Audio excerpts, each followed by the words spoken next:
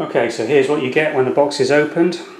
An AL6000's quick user manual, which is basically just 2 sheets of A3, basically giving you guidance in terms of what the buttons do and how the display shows, some information about the technical specification of it, and indications of what the range should be. Also gives you what the common fault readings are: high, low, battery, FLO for flow, and also it does on this guide, and it's useful to keep, tell you how to change the sensor, because sooner or later with these units you are going to need to put a new sensor in them to maintain its accuracy. So it's important that you retain that part of the packaging for future reference. You get a soft carry case, which is basically just a soft pouch for storing the unit in with a zip container on it, and then the actual breathalyzer itself. Now the sensor is pre-fitted into these units, so there's no setup that's required initially. Usually when you get them, the batteries are in situ as well. This is the battery compartment I'm just attempting to open on the base here. There we go, just to show you the batteries. These are 2 standard AA batteries, widely available, so there's no fancy battery requirements or recharging requirements.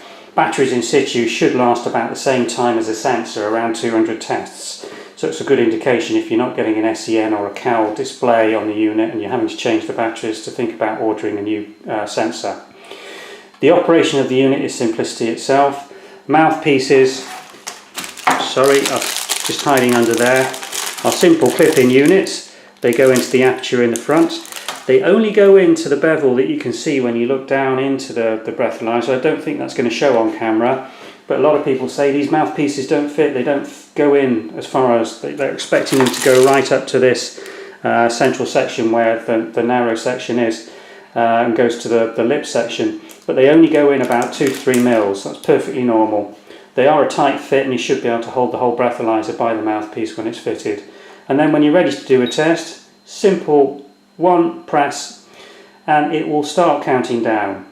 Now you do on the older units have a choice of modes, from a rapid test to a more detailed specific test.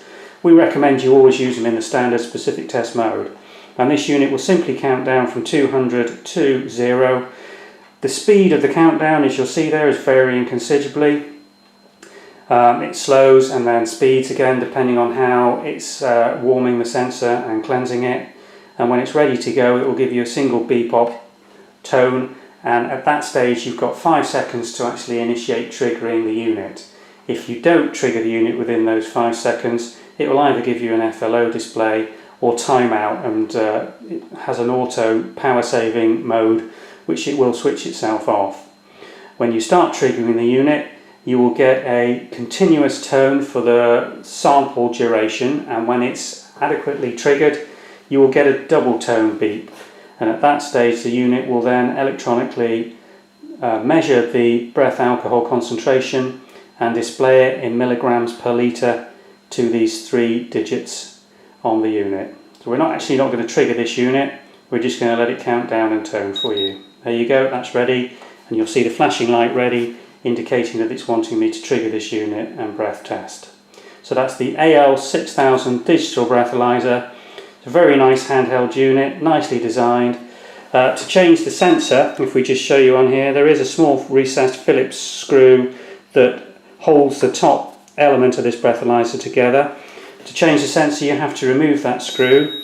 The unit then slightly opens here and this whole top section will lift out, and that is the section where you get access to the port where the sensor is fitted. So it is a little fiddly compared to its big brother, the AL6000, where you've got a dedicated port which just opens like a door on the reverse of the breathalyzer. These are very robust, they're very good in everyday use. They give you good indications and reliable indications of breath alcohol concentrations at the point of testing, and these are ideal for self-testing morning after the night before, where you wanted to make sure that all the alcohol's cleared from your system before you consider driving a vehicle or going to work.